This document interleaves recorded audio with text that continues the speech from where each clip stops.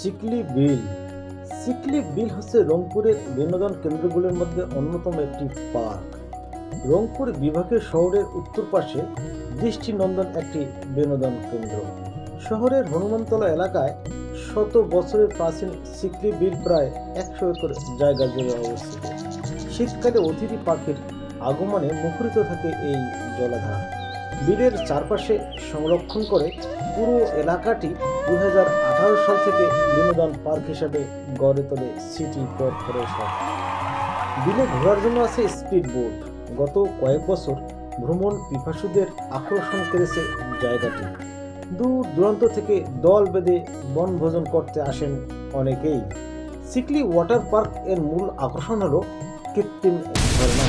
দিনের চেয়ে রাতে এই ঝর্ণা দেখতে বেশি ভালো লাগে।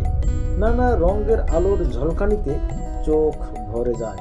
পার্কের ভেতর বেশ কয়েকটি খাল আছে।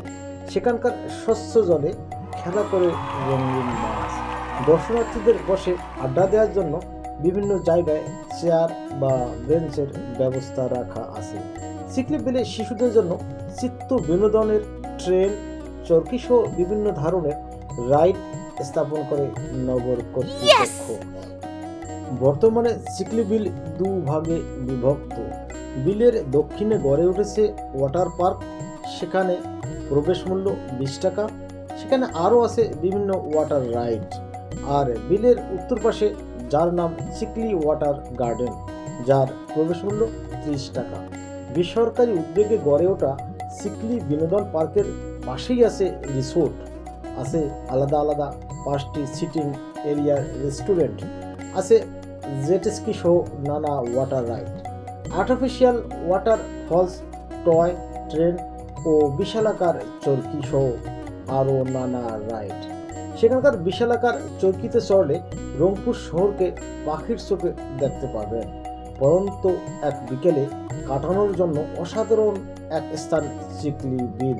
দেশের যে কোনো প্রান্ত থেকে রংপুরে এসে সহজেই যেতে পারেন চিকলি বিলে।